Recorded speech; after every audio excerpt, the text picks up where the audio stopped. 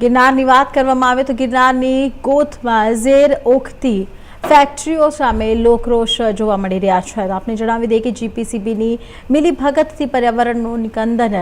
નીકળતું હોવાના ગંભીર આક્ષેપ સાથે ગિરનાર સંરક્ષણ સમિતિ દ્વારા આજ જિલ્લા કલેક્ટરને આવેદનપત્ર પાઠવી ઇકો સેન્સિટિવ ઝોનમાં કાર્યરત પ્રદૂષણ ફેલાવતી ફેક્ટરીઓને તાત્કાલિક ધોરણે બંધ કરાવવા ઉગ્ર માંગ કરવામાં આવી છે. ગિરનાર સંરક્ષણ સમિતિના આક્ષેપ મુજબ છેલ્લા ઘણા વર્ષોથી કેમિકલયુક્ત પાણી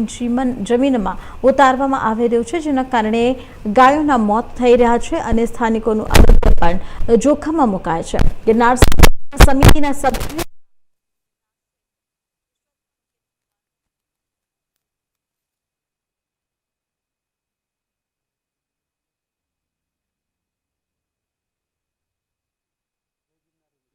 આજરોજ ગિરનાર સંરક્ષણ સમિતિ કે જેનું એકમાત્ર કાર્ય છે ગિરનારને બચાવવાનું, ગિરનારના પર્યાવરણને બચાવવાનું, સનાતન ધર્મને બચાવવાનું, ત્યારે અમારા અધ્યક્ષ ભગવતીદાસ બાપુની અધ્યક્ષતામાં આજે અમે ગિરનાર ક્ષેત્રનું જે પાણી બગડી ગયું છે, કેમિકલયુક્ત પાણીઓના કારણે જે પીવાનું પાણી, વાપરવાનું પાણી બગડી ગયું છે, તે બાબતમાં આદરણીય કલેક્ટરશ્રીને આવેદનપત્ર આપ્યું છે અને વહેલી તકે આ ફેક્ટરી બંધ કરવા માટેનું વાત કરી છે. કારણ કે આ ફેક્ટરીના પાણીના કારણે એ લોકો જે ભૂગર્ભ જળમાં આ કેમિકલ દૂષિત પાણી ઉતારે છે, એના કારણે ગાયોનું મૃત્યુનું પ્રમાણ વધ્યું છે,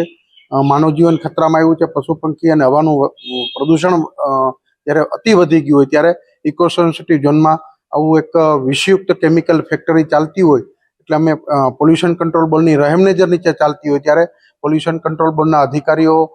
અને સરકારના જે કંઈ પ્રતિનિધિઓ છે, તંત્ર છે, એના દ્વારા જે કોઈ આજે 30-35 વર્ષથી આ વિષયુક્ત ઝેરની કેમિકલ ફેક્ટરી ધમધમે છે એને બંધ કરવા માટે આજે કલેક્ટરશ્રીને આવેદનપત્ર આપ્યું છે. વહેલી તકે આ માટે કલેક્ટરશ્રી ઘટતું કરશે, સરકાર ઘટતું કરશે તેવી અભિલાષા છે અને ગિરનાર સંરક્ષણ સમિતિ હંમેશા ગિરનાર અને ગિરનારની આસપાસના ક્ષેત્રોમાં કોઈ પણ જાતની ગેરકાનૂની પ્રવૃત્તિ કે પર્યાવરણની વિરુદ્ધની પ્રવૃત્તિ થતી હશે, સનાતન ધર્મની વિરુદ્ધની પ્રવૃત્તિ થતી હશે ત્યારે હંમેશા આગળથી જૂનાગઢની જનતા માટે, ગિરનાર માટે કામ કરતું રહેશે. ભાવેશ વેકરિયાને આપ સર્વને જય ગિરનારી.